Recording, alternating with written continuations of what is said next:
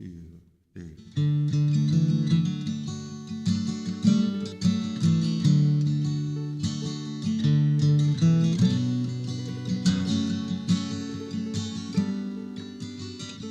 This time of day, everything's okay.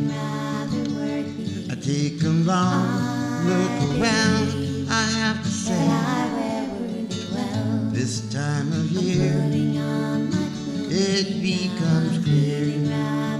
Hello, Willie Jones here. I'm here to have fun. Usually a lot more fun than we're going to do today on Your Friends and Neighbors. We're going to be tackling a rather difficult subject today. We may still be able to have a little fun along the way, but we're going to be talking about Alzheimer's and dementia. I think my guest today, we've all experienced it at some point in our lives. We might be able to get into that too, but I would like to introduce you to my guest today. To my left is Maggie Lawson. Good morning, Maggie. Good morning. Now, Maggie is a regional director for the Alzheimer's Association. Correct. You're located in Brattleboro. You Yes. are, right? How many regional directors are there? There's one here in Vermont. Oh, and just you in Vermont. yes, Oh, okay. and then we have a main office in Williston, Vermont, where we have 3 other staff members. We have an executive director, an outreach coordinator, and we have a development director. Okay. Now, after your name are the letters MPA and LNHA. Yes. I don't know what those mean. So MPA is a Master's in Public Administration, Oh, okay. and LNHA is Licensed Nursing Home Administrator. So I have also practiced as an administrator and hold my license here in Vermont. Oh, okay. Now, did you nurse too? Did you do nursing too, or just No, I did not have a nursing degree. Oh, My undergrad was in Health Services Administration. So combined those two together. Worked as a hospital administrator in quality improvement, risk management. Came up to Vermont to work at Grace Cottage Hospital. Oh, Grace Cottage. That's yes. a nice little hospital. It's a fabulous hospital. beautiful. And worked in administration there and got my long-term care license and was the administrator for their elder care services while they had those services at the hospital. Great, Yeah. great. And my other guest to my right will be a very familiar face to many in Bennington. And I will say good morning to, or good afternoon, or good evening, whenever you happen to be watching this show. Good morning, Lynn Bootle. Good morning, Willy. How are you? I'm very well, thank you. Good. And now, Lynn, for quite a while ago, was the owner of the South Street Cafe. And we were talking about this a little earlier. After 20, is it just 20 It's years? 20 years old. 20 years, it's still going. tootling along. That's wonderful. Now, I know you're here today to talk about a special event that's coming up. I was talking to Maggie earlier. I don't think I talked to you about this, but so have you had some personal experience with yes, I Alzheimer's? Have. Yes, I Okay. have. Okay. I had my mother pass away last year. She had Alzheimer's, we now know. It was obviously dementia at the time, but it was Alzheimer's. And her only sibling, my aunt, also passed away with Alzheimer's, very serious Alzheimer's. So obviously it's in my family. Right. I'm concerned, and that's why I wanted to get involved with the Alzheimer's Association. Okay. Yeah, in talking with Maggie, we found out that, I found out that she's had experience. I had experience with my mother, too. I don't know she was never really diagnosed with Alzheimer's, but at some point she was at a nursing home here in Bennington.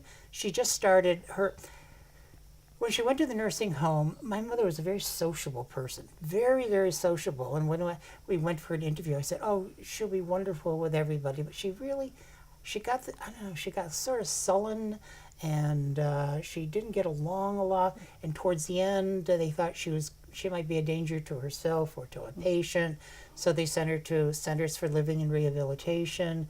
And at some point, all of a sudden, dementia set in. It seemed to be very sudden. And I said to Maggie that I didn't know this woman. this woman was Right. not my mother. I mean, she was making these awful guttural sounds all the time. She would lash out at me. And I think, this isn't my mother. This is not my mother.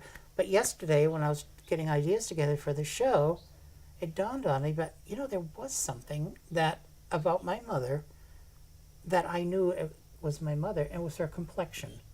In her 80s, yeah. she's still like you. She Yeah. had this beautiful complexion, lines, but not deep, not big wrinkles. And I thought, I wish I had thought at that point, that day that was so awful, Yeah, the there was worst still day something ever, wonderful. that there was something there I could hang on to. And Maggie has gone through with two people in your family, two very close people. Yes, my father passed away in 2004 with Alzheimer's disease and Lewy body's dementia. And a year after he died, my mother was diagnosed with Alzheimer's disease, and she passed away a little over a year ago with Alzheimer's disease and vascular dementia.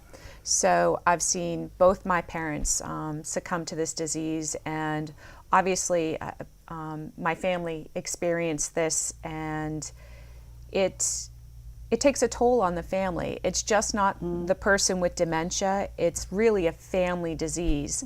And each person that is diagnosed with dementia or Alzheimer's disease will experience that a little bit differently. So the way my dad traveled through the progression of this disease was very different than the way my mother traveled through the progression of the disease. And it's interesting to hear you talk about how your mom's personality changed in such a dramatic way. That was, unrecognizable to you. And it's interesting because my dad, who was a World War II Marine vet, we thought for sure when he got the diagnosis, he was going to revert back to that very, strict, hoorah type of Marine. And interestingly enough, as we reflected back, when the disease first started before he was diagnosed, he started calling each of his kids, 9 children, and saying, I love you, just wanted to let you know. And we're all like, oh wow, Dad must be going to therapy. Did he reach out to you and say, well, he wasn't going to therapy. It was actually the beginnings of the dementia, but it was a point that we could grab onto and be thankful for. Yeah. Because if you take each moment as it comes and really capture those good times and hang on to them, the disease can have some positive things. And for us, it was he shared his emotional attachment and love for us, which was really nice.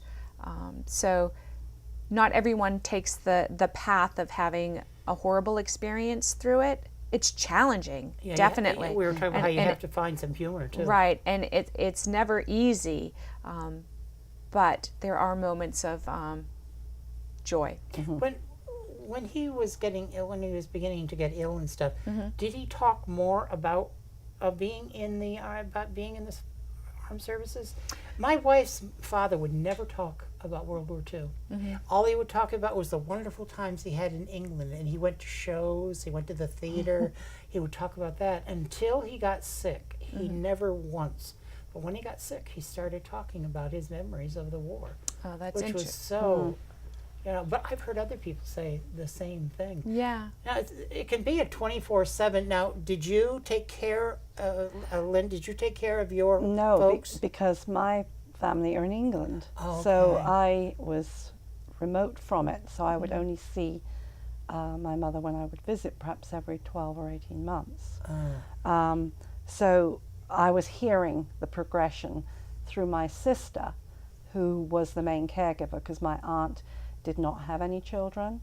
So my sister was the main person, so I would hear about it all, which was Do you think just that dreadful. was easier, that you were hearing from your sister, or was it I think just so, but really you pressing get on the- you because, yeah, I it's should be there? Well, it's a guilt feeling, yes. You felt Oh, as though God, you wanted guilt. to support, be more supportive, but there was not much you can do from a distance. Right. No, I feel like I always saying, oh, I feel so guilty because Yes.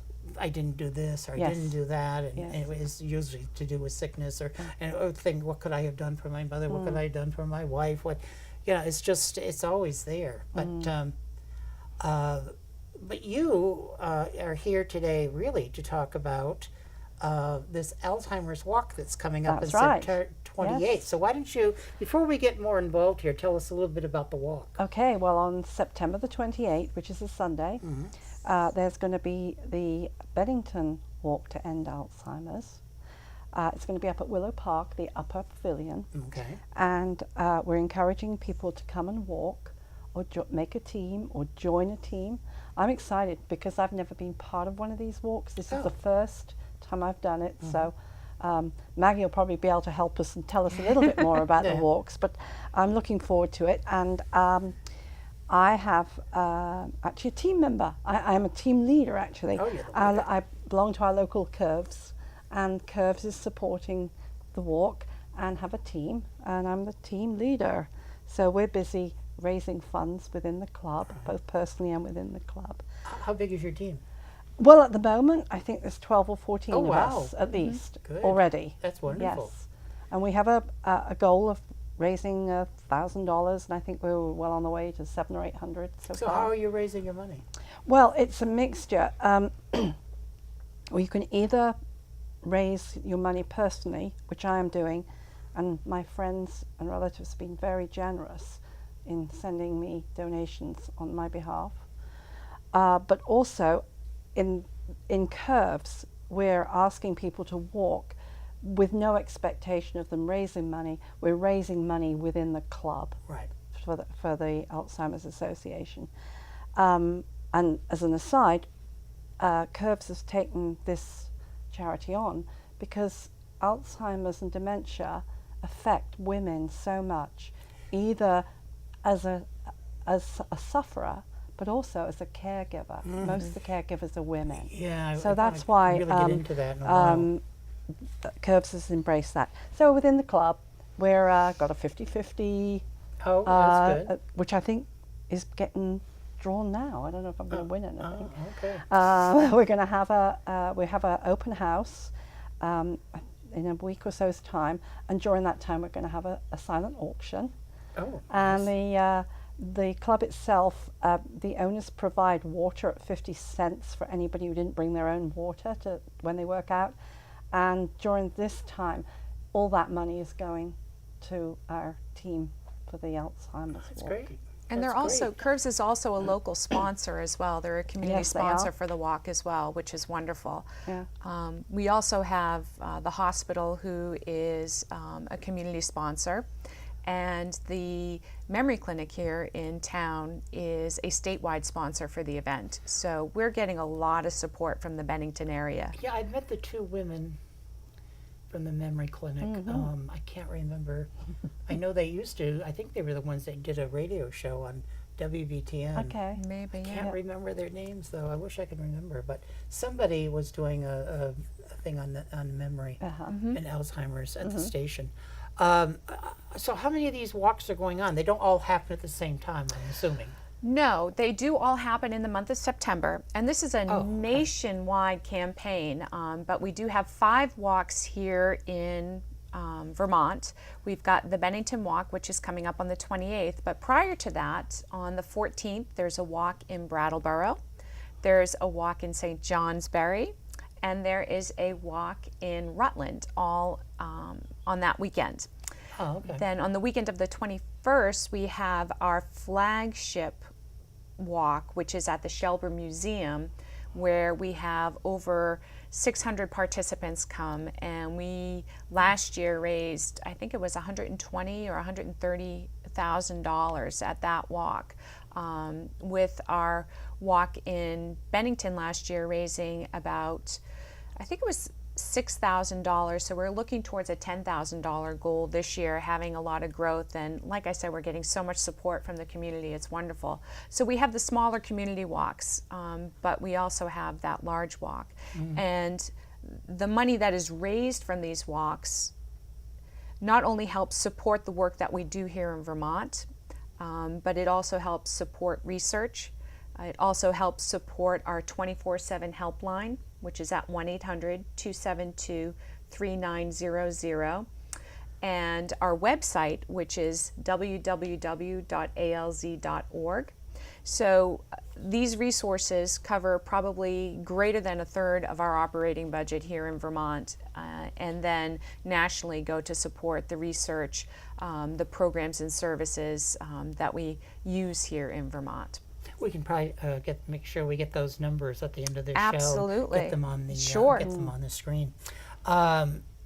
Okay. Well, we'll talk about. We will remind people of the walk again towards the end Sure. of the show. But sorry, I hit my mic. Sorry, Ryan. I hope I didn't make your ears go nutty. You gave me a sheet that has some facts and figures on it a couple weeks ago, and one of the things that blew my mind was that they said that Alzheimer's is bankrupting the United States. Part of it being the cost of how much it costs to take care of Alzheimer's patients, but also the fact that because a family may, if you're keeping your loved one at home 24/7, you may have to give up your job in order to, if you were a family with two jobs, one of you are going to have to stop if you were going to. Right. I felt I wasn't strong enough to take care of my mother. My wife was starting to get ill at that point, and I thought, no, I can't. We just can't have her at home, and it was a hard decision. But bankrupting, I mean, it can't just be Alzheimer's. It's got to be a lot of diseases too. I mean, it says the sixth leading cause of death in the U.S. Yep, Alzheimer's disease is the sixth leading cause of death in the United States, and it's the only cause of death in the ranking of the top 10, I guess you would say, that does not have a cure, it does not have a way to prevent it, and it does not have a way to slow the progression. So, it's really important for us to, as a community and as a nation, to become more aware of this disease. And like cancer many years ago, it was the big C. No one really talked about it. But then once we started talking about it with more awareness, more advocacy, more money, we now have people that are living with cancer or cured from cancer. We want to see that happen with Alzheimer's disease, but we need to get rid of the stigma. We need to start talking about it and make people more aware. When you talk about the cost of the disease, there's not only that human cost of, the individual with the disease, but the family, but also it's the most expensive condition in the nation, costing the country $214 billion a year. Amazing. Nearly 1 in every $5 of Medicare money is spent on people with Alzheimer's or another dementia.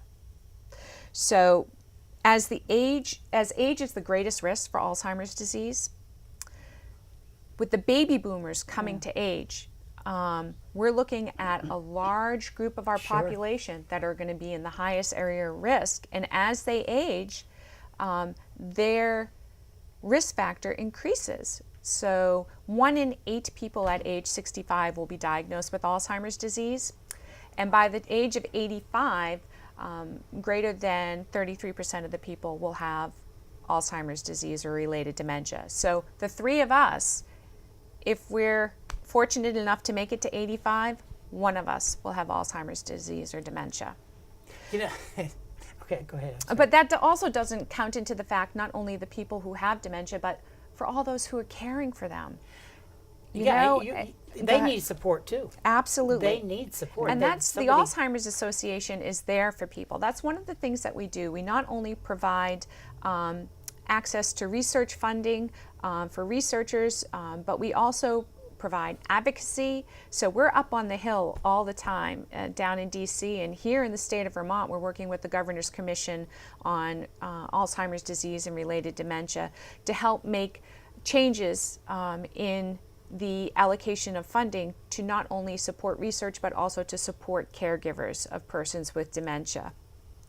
There are opportunities through the Alzheimer's Association to become educated about the disease, to find the support that you need, to talk with others who are experiencing the same thing as you, whether it's someone who has the early stages of dementia and you want to communicate with someone else who has the same stage of dementia so that you can feel support and find techniques to help care for yourself, your family, and accept the disease and the knowledge of the progression of the disease.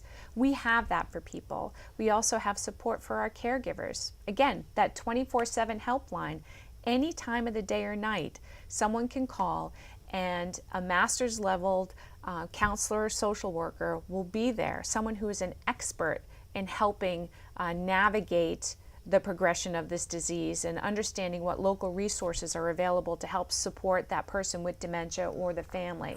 Maggie, Yeah. I'm learning from our relationship since Yeah. we've met.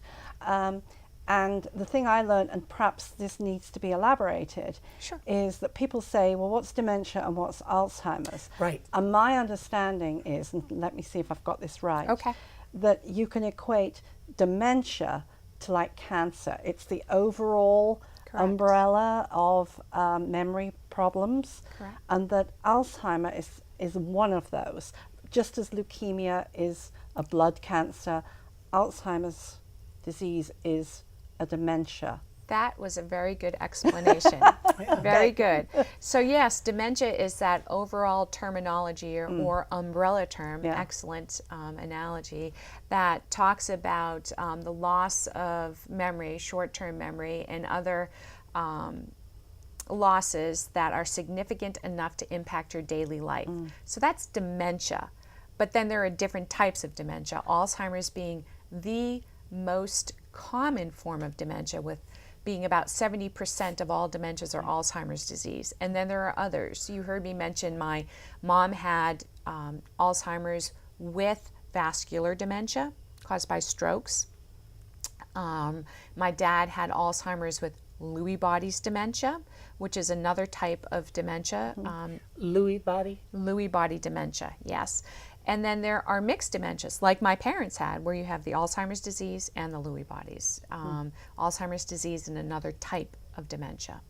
But So yeah. sometimes these people decide, I can take care of them 24/7. I'm okay. I can do it. I can do it. But they really need to take the time, step back and think, can I do this by myself? I mean, because you're going to make yourself sick. Yeah. I mean, That's and other absolutely members true. of your family. I mean, That's you've true. you've got to break it down somehow. I mean, Right. So, yes, it becomes a point where a person will need care 24/7 through the progression of the disease. It is a progressive, fatal disease. So, yes, at first, a person may be able to navigate helping that individual with the dementia, but eventually it becomes a lot of work. And yes, the person who's the caregiver oftentimes will become sick because of the amount of time that they and the stress that they're emotional, under. right. Exactly. And the person who's the caregiver of a person with dementia is 20% more likely to develop depression than the person with dementia. Sure. So yes, one of the things we try and tell people who are caregivers is to try and take time for yourself, because you have to kind of start with the inner circle and work out. If you don't take care of yourself, you're not going to be able to take care of someone else. Right. So it's okay to ask for help. It's okay to share this disease with other people, to let them know that you're experiencing this. Don't hide in the shadows of the disease. Get out there and talk about it. People want to help. If you think about when you go to help someone, it makes you feel good, right? Oh, yeah. Right. So other people want to help, and you could look at it as, hey, I'm helping them too because I know they want to help, but you need to be specific about what you're asking for. If it's, hey, I need someone to sit with my partner for an hour while I go to Curves and work out. right. Can you help me with that? And have a friend come in. People are more than willing to help. If there's a time where you feel like, you just don't feel like cooking, you could say to a friend, hey, can you cook a double batch or whatever you're having?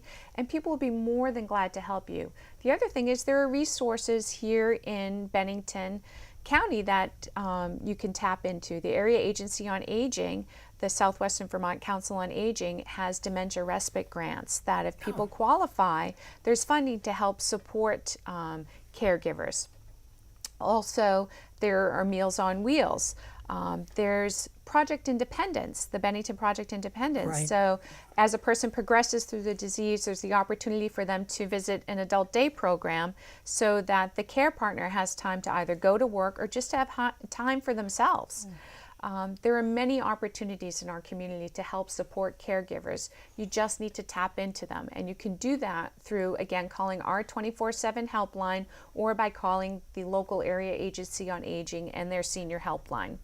So there are resources available, but it's getting to know that they're there and being willing and able to talk about the disease and to know that you are going to need help. One of the things that we talk about in the association is getting that early diagnosis, because if a person gets that early diagnosis, it gives the person with dementia the opportunity to start planning, both financially and for healthcare purposes, while the individual still has the autonomy and the capacity to do so, to actively participate in those decisions that will affect their life as they progress through the disease. It also gives the family a roadmap to follow as to what the desires are of that person with dementia. And it also gives you the opportunity to figure out, hey, what can I afford? Where can I get these resources if I can't afford it? How can I get support in the community? So the earlier you get a diagnosis, it gives you the opportunity to plan and strategize as best you can around the disease, knowing that it is a progressive disease. And you started. You said that you had started planning because you're both your mom and your dad. Oh, me personally, yeah. You have already. Yep, I have. You're making sure that you're taking care of. Yes, I'm taking really good care of my kids, hoping that they'll take really good care of me. No. yeah, right. I See, now this is another thing, the humor. You have to find Absolutely. humor at some point Oh my gosh! in things the only like trouble this. is, this whole Alzheimer's and memory is way open for humor. I'm Oh, getting it it all is. the time. Unfortunately, it is. unfortunately, It really it is. is. It's a Good. it's a It helps coping you get it mechanism. down. You have It to is. laugh about the fact that you couldn't remember, like the time when my daughter called me. First of all, I realized she called me on my cell phone, but I don't often listen to my cell phone. either. So then the house phone went, and it was her. So I talked to her for a while, and that was that. Put the phone away, and the next morning I found my house phone in my purse Oh, because. I'm sorry. Yeah.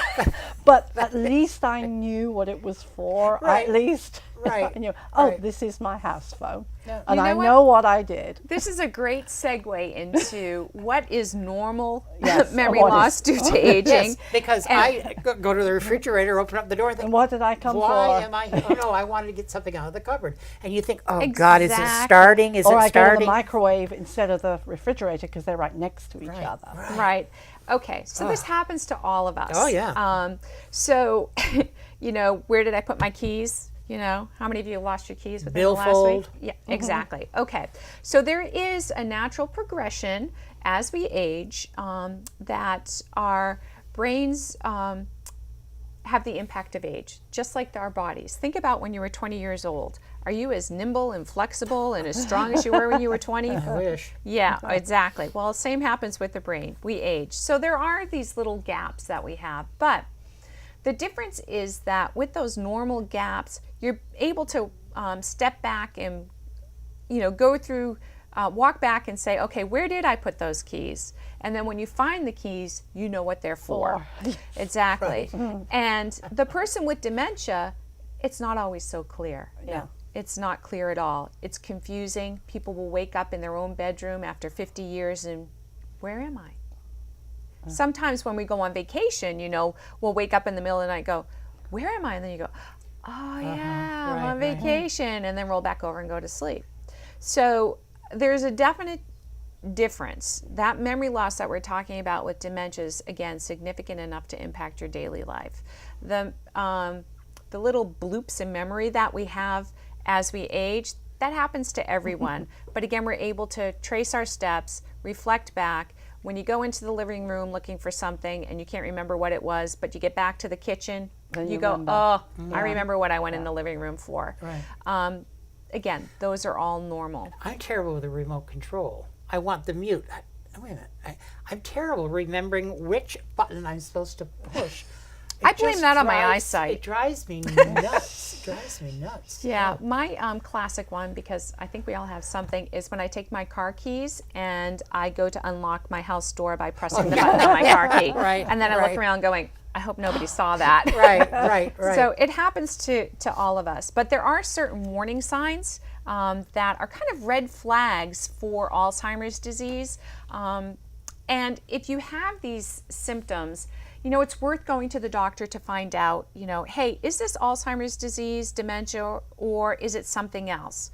Chances are it's something else, and through testing, it's a reversible dementia. Oftentimes people with depression will experience signs and symptoms of dementia. People with thyroid problems, or if your B levels are off, these are all things that can wreak havoc with your memory. I mean, think about when you go to bed at night and you're stressed out, you can't fall asleep, you ate junk food all day, you wake up the next day, are you as sharp as you usually are? No. All those things impact your memory. It doesn't mean that you have dementia, but it means that there are some things that need to be addressed in order to help with your memory. But those warning signs that we talk about are, first, it's that memory loss that disrupts your daily life. Another is challenges in planning and in solving problems.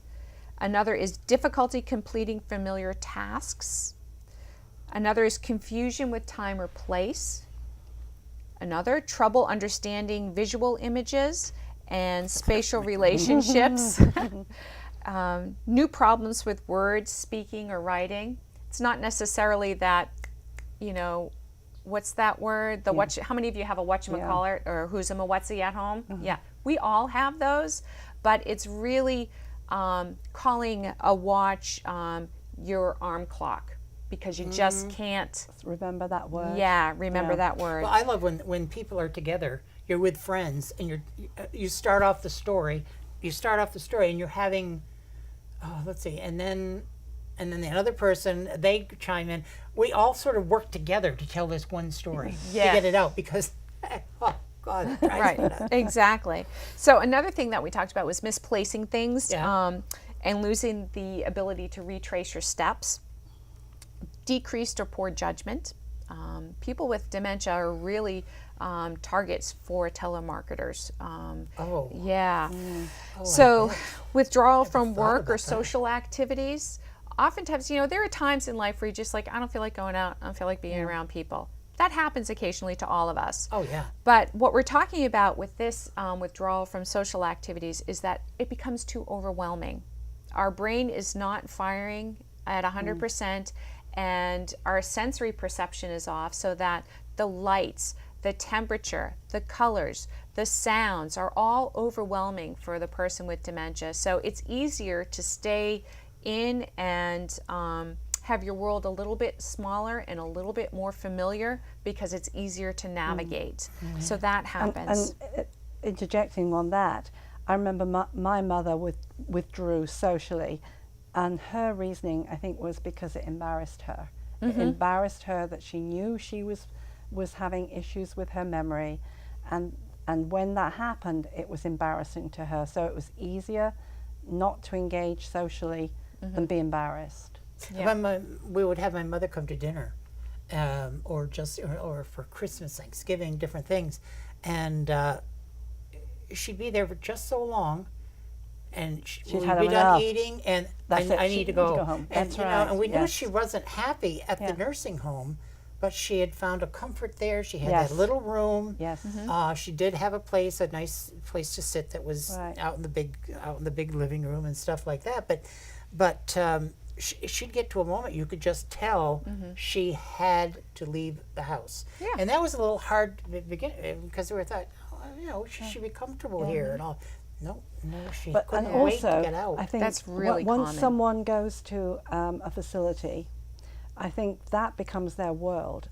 And you as a carer or a family member think you're doing them a favor by taking them out, giving them some socialization, taking them out for a car ride, when in fact probably you're not, because they're so uncomfortable. They are much more comfortable in their own little world than being dragged out of there. Yeah, it's sad. It really is sad. And we're talking a lot about women here, and it says that 2/3 of Alzheimer's patients are women. And there's no explanation there's no explanation for Alzheimer's, but 2/3 of women are affected with it. We were also talking before that there are certain ethnic groups that are more affected, Latinos and African Americans. I mean, and I asked you if it was as prevalent around the world, and you said, oh, yes. Well, again, age is the number one risk factor. So as people age, they're at higher risk. But there are also other risk factors. We talk about diabetes being a risk factor and heart disease being a risk factor. And when you talk about Latinos and African Americans, they are also at higher risk for diabetes and heart disease. So there's a lot going on there that impacts the risk for developing Alzheimer's disease. With women developing the disease more often, there are a few theories, but research is still out. But one of the things is women, they live longer, so it puts them at higher risk because as they age, they're more likely to develop the disease. But there's still more research going on around, is it the hormonal difference? How much is the lifestyle impacting it? How much is stress impacting it? There's a lot of research out there that we just don't know the answers yet. So don't you wish you were doing this ALS water bucket challenge? We were They've made discussing $100 million so far, something like that. Fabulous. Don't you wish that you had come up with that idea? My Lord. Well, we'll see what the long term is. Yeah. We had talked about this Alzheimer's disease. Like I said, it's progressive and fatal. When a person gets a diagnosis, they can live on average 8 years with the disease, so that a person could live 2 years or they could live 20 years with the disease. And we're talking about also the sandwich generation, like myself, caring for a parent who has Alzheimer's disease and my children. So this is a disease that it goes over a great expanse of time, and it affects a large number of people. There are 5.4 million Americans that are currently diagnosed with Alzheimer's disease. So the long-term impact of fundraising and awareness, it's incremental for us. It's, we're building foundations, and I mean that as bases across the nation where we can grow and develop. It's not a one-time event, but it's a growth and a movement. We're also looking to impact legislation. I mean, there's a whole wealth of things that we're doing in our efforts so that, that ALS challenge is fabulous. My family and myself, we've all participated in one way. It's a great event. And the Alzheimer's Association is, they're just progressing through their development efforts a little bit differently in building a base and stronger and long-term, rather than the one-time push. So we'll see. And Lynn, before you leave today, make sure I give you a little donation towards your Curves. Thank you. group. Thank Hey, you, I have Willy. a team too. All right. No, but he asked me first. I'll give you both a little thing. So, Can I just say that when I think about it, because I might forget it, yeah, I know. I make lists all the time. a lot of the information Maggie has given us today, probably you aren't going to take in immediately right now. Right. I have put a lot of information at People's United Bank on Main Street on the corner. They let me have a space because they are a big supporter. They're one of the big... Yes, they're a statewide sponsor. The biggest sponsor. So there's a lot of information, there's a lot of leaflets that people, if they want to step by, can find a leaflet, talking about money matters, how it progresses, what support there is for caregivers. Lots of information there, including, the helpline telephone number and the webpage. So I Okay, And encourage also, people. Yeah. also programs that are coming up in this area in the month of September and October. You also have this. Oh, so yeah. This is coming up too. So Patty Kerr, who is an educator as well as an author on Alzheimer's disease, is coming to Bennington on Thursday, September 11th. She'll be at the Bennington Project Independence at 7 p.m., providing a presentation and talking about her new book, and it's titled A Journey Through Alzheimer's. I Love You, Who Are You? And we would love to have you come and join us. Again, that's at Bennington Project Independence on Thursday, September 11th at 7 p.m. And author and educator Patty Kerr will be presenting. So we hope you can join us. It's going to be a great event. And it's a free event? And it's free. So come on by. Yeah. And some other things that we have going on, if you wanted to check out the Bennington Free Library, we have programs for individuals who have just recently been diagnosed and are in the early stages of the disease. We have a 3-part program that's coming to Bennington Free Library the end of September, and it runs into October. And then also we have a separate 3-part series for care partners of those persons who are in the early stages to help them navigate the disease. And again, that's at the Bennington Free Library and will be occurring 3 sessions starting in the end of September and into October. And Darlene Young, our outreach coordinator, has all this information. She'll be putting it up on the bulletin board. So if anybody is concerned or wants to know about those dates and everything, sometimes it takes a while to get through that crawl and all those.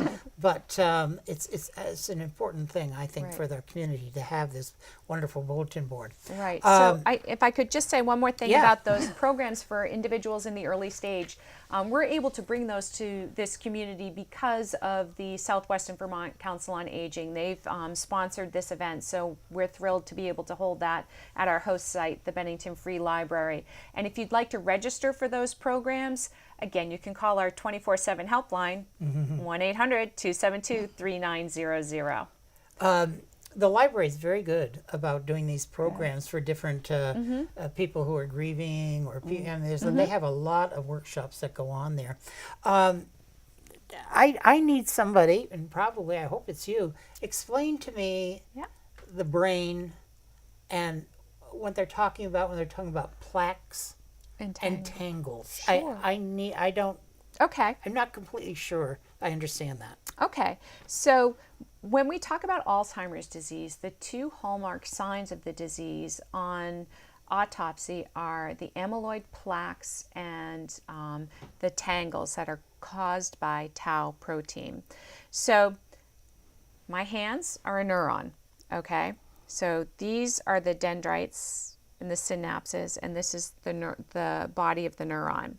So when we're talking about these amyloid plaques, what they're doing is they're covering over these dendrites and they're slowly dying so that there's less connection between the neurons until they're dead and there is no connection.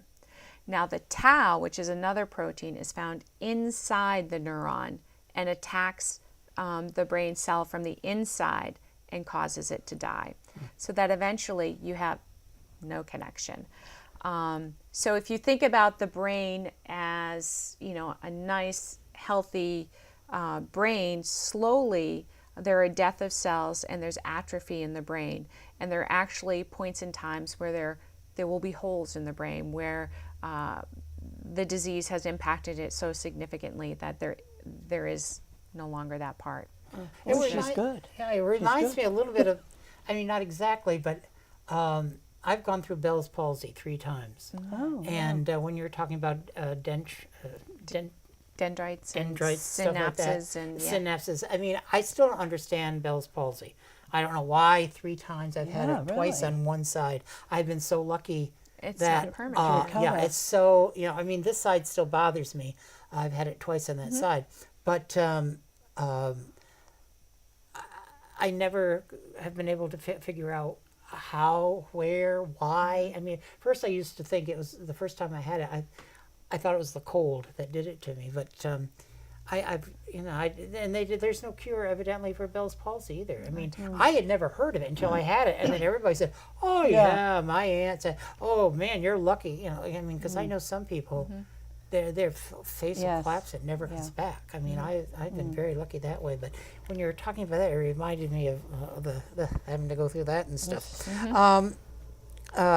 So women seem to be more at risk. But how do we, I think you have already touched this, how do we make sure that we know, okay, it's Alzheimer's disease? How do we make sure that we know, I mean, that it's Alzheimer's disease and not another dementia? Yeah, how do we? Yeah, so with about 90 to 95% accuracy, there can be a diagnosis of Alzheimer's disease without having pathology after death in an autopsy looking for those plaques and tangles in the brain. So what happens is through a system of ruling out, they come down to the diagnosis of Alzheimer's disease. So for example, there would be what one would call a mini mental exam, where the doctor would see if you have any deficits that way. And next would be blood work to see if there's something going on metabolically that's causing the symptoms of dementia. And then there would be scans, CAT scans, PET scans, to see if there is, a CAT scan would show that atrophy of the brain, because brains are pretty much like a normal size, and then how much has this brain atrophied, and that would be another signal that, or sign that a person has Alzheimer's disease. PET scans now, there is a dye that you can... Did you say PET? PET. Scan. Go ahead, because I want to remember. There's a dye that can now be injected, and it attaches to the amyloid plaque, so that they can see if there's an excessive amount of plaque in the brain, which would be a biomarker for the disease. There's also taking cerebral spinal fluid to see the levels of tau and the levels of amyloid plaque in the cerebral spinal fluid, yet another marker. So by that and taking oral history from family members and finding a medical history on the individual, a clinician can come down to a diagnosis of Alzheimer's disease or other related dementia with about 90 to 95% accuracy. See, I'm adopted. I don't know my medical history at all. I was adopted in 1945. I don't know anything. But you mentioned the PET scan. That show, we said that we saw on 60 Minutes, or we think it was 60. I know I saw it in 60 Minutes. They went to this sort of a high-class nursing or home or whatever you want to call it, and they were studying people that were in their 90s, but they were concentrating on these 6 people that are now 100, and one of the things they were doing, they were putting their heads into this PET scan, at which I thought, a PET scan, why, but they were using that, and I didn't realize, I thought I had I only saw the end of the show. I thought I had misheard, but when you said PET scan, I thought, wow. But they've got 6 people, I think, at this place that they're really concentrating on, men and women. Because they don't, I mean, how some people can live to 100, 105, I know. and they're still just as sharp. Look at our wonderful Harriet. Oh, Harriet yes, Niditch. yes. My God, she's Over 100. sharp as a Yes. tack. Her columns that she puts into the paper. Jane Hanks, who we lost not too long ago. Leah Look at these Newman. people, huh? Leah Newman. Oh, Leah Newman. I Yes. mean, I know she's not near 100. I mean, But she's doing. she's just Oh my amazing. God, and she writes and she does her yoga and she is amazing. Yeah, amazing I just community members that I have am- reached a good age. yes, Yes, yeah. yeah. It just amazing. Some people can escape it, and it would just be so good if they could find out how some people can. I mean, I don't. Do you think there could be a really complete cure? I mean, are they? Oh, I'm hopeful. They're Absolutely. hoping that will. Oh yeah, there's research going on right now that they're looking at a way to prevent the disease. They're looking at ways to stop the progression of the disease or slow the progression of the disease. So there's research out there. We're hoping that we will have a world without Alzheimer's disease. So yeah, I'm very hopeful that Well, you will mentioned happen. before cancer. I mean, many people are surviving HIV. I mean, there's been a big strides in that area too. Right. I think they said that was number 5. I can't remember the numbers. But Well, there's the federal government has put a lot of money and invested in cancers and HIV to help with the cures that we have at this point. So that's one of the things that this Walk to End Alzheimer's does. It brings Alzheimer's disease to the forefront so that there's awareness around it. Again, so that we hope that we can get that funding for research. So like, breast cancer in women and HIV/AIDS, we want to have those cures. We want to have the ability to either live with this disease or stop the disease. But we cannot do it unless we get the funding to do research. So, fortunately, laws were passed by President Obama that there is more funding through the federal government for research. For Alzheimer's? Yes, Or for Alzheimer's disease and related dementias. And their NIA, the National Institute of Aging, and NIH, National Institute for Health, are focusing more of their funding on research around Alzheimer's disease, but there needs to be more. Maggie, there is some thoughts that there are lifestyles that you can adopt that hopefully will fend this disease off, as I recall. Yes. So many of us, we sit back and we think, well, for me, for example, my parents had the disease, I'm going to get it. Well, you know what? It doesn't mean I'm going to get it. I may be at higher risk, but there are certain things I have control over. One is, well, first of all, I have no control over my genetic makeup. Yeah. Right. I have no control over my aging. I'm just going to keep on aging and hope for the best. But the things that I do have control over are my lifestyle. So there are 4 things that research is becoming more and more robust to help support the theory of lifestyle and reducing risk. You and Maggie were talking about this out in the lobby. Right. So one of the things you can do is social. Get involved socially, whether it's a book group, a civic group, or if it's a religious group. Have those social interactions. Again, research is supporting that this helps with brain health. The second thing you can do is engage your brain in ways that are challenging. So many people will say, if you do the crossword puzzle, you won't develop Alzheimer's disease. And word searches. Yeah. It's not really true. So I'm going to stop doing those words. well, I've been doing crossword I'll tell puzzles you why. till I was going blue. Well, I'll tell you why.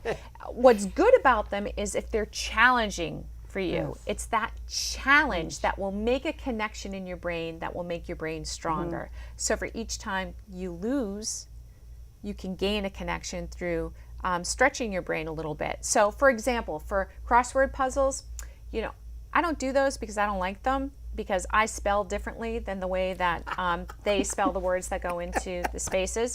So I don't like it, but I'll do Sudoku. Yeah. And the thing about Sudoku is, I like Sudoku. yeah, You it's don't like it? No. I like there are Sudoku. progressive stages of it, so that Yes. you can continue to challenge yourself. Learn another language, learn a musical instrument. So engage your brain in ways that are challenging for you. If you find the crossword puzzle challenging, that's great. Yeah. But if it's something that's, it comes kind of naturally, and you're just good at them, you need to find something that's going to challenge you a little bit What about reading? I mean, a lot of people aren't readers. If somebody starts reading, is reading going to be helpful to somebody or not? more. If it is a challenge for them, yes. Because I mean, I know people that don't read. I mean, I've worked with people who say, "Oh, I don't read. I read the newspaper, but that's about it." And I just think, how can you live and not read? Yeah. So we have social engagement, we have challenging your brain. The other 2 areas, much research has gone into, and basically it's everything your grandmother ever told you. Eat your greens, your vegetables. So you want to have your dark green leafy vegetables. You want to have your dark colored fruits. You want to have Fish is brain food, your omega-3 fatty acids. So you really want to eat healthy, and that will help as well. And the last is exercise. If there's one of the 4 things that you're going to do, exercise is the thing to do. And the reason why is each time your heart beats, 20% of your blood goes to your brain. And with that goes oxygen and nutrients. So if you're exercising and you're getting your heart beating a little bit faster, It's going up more here. more oxygen and nutrients are going to go to your brain. There's also been some research that supports growth in the hippocampus, which is the part of the brain where short-term memory is stored. So that if you're exercising and you have this growth in that memory center, it's going to help you in the long run. More things that we've heard are, those heart-healthy choices you can make. We hear a lot about, heart disease and heart-healthy choices. A lot of menus in restaurants give you the heart healthy now. What's good for your heart is good for your brain. So those are really good choices. The other thing is keeping your numbers in line. And when I talk about that, we're talking about your body weight within a normal range. We're talking your blood pressure within a normal range. We're talking your blood sugars within a normal range. If you can keep your numbers in control, that's also going to reduce your risk. Yeah, I always have a good report from the doctor. I mean, I am evidently obese, but I always have a good report card, or I call it the report card. It's always good. And he says, God, your numbers are so good, and blah, blah, blah, and all this. I say, yeah, it's because all this medication you're giving me. Otherwise, I'd probably be dead, I know we got to come to a close here very soon here, and boy, this hour went so fast. But Maggie, could you once more tell us about the walk? Make sure that everybody knows it, how they can get involved, where Sunday it is. the 28th. Okay. At Willow Park, even if they just come and turn up, right, Maggie? 28th. 1 p.m. for registration and 2 p.m. for the walk. And it's just a 2-mile loop, so everybody ought to be able to do that. Okay. Old people, young people, bring your strollers, come and join us. Take the next level, create a team. And come as a team, which is fun. Socialization as well as exercise. And raise money for the cause. So any information, we're hoping to get it out on your bulletin board, on a public service announcement. There are posters I'm putting out with that information, more information at the bank on the 4 corners.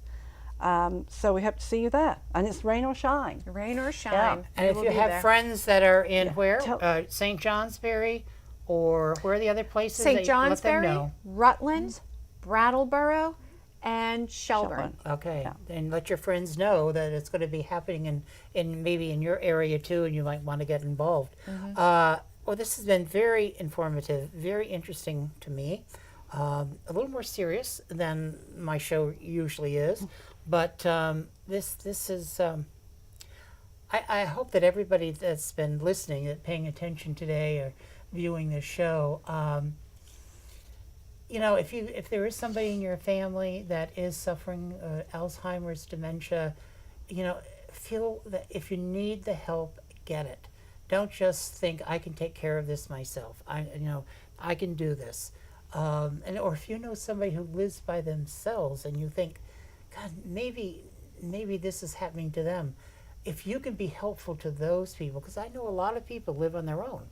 A lot of people live on their own, and they might not understand what's happening. So I just want to thank everybody for tuning in. And until the next time, I believe the next show I'm going to be taping, Steve Gillette is going to be here. And I'm looking forward to that because Steve is going to be doing a writing workshop on October 4th and 5th, songwriting workshop, which I think will be really fun. So thank you all for listening. Maggie Lawson, who is the, let me get it right, Regional Director for the Alzheimer's Association, and Lynn Bootle, who is very involved with the walk, the former owner of South Street Cafe right here in Bennington.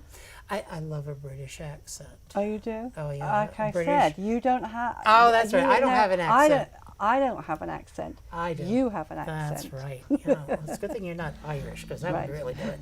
So thank you, everybody, and tuning in, and we'll see you next time. Bye-bye. this time of day. Everything's okay. I take a long look around, I have to say, this time of year, it becomes clear. Those you hold dear, you draw them near, this time of day.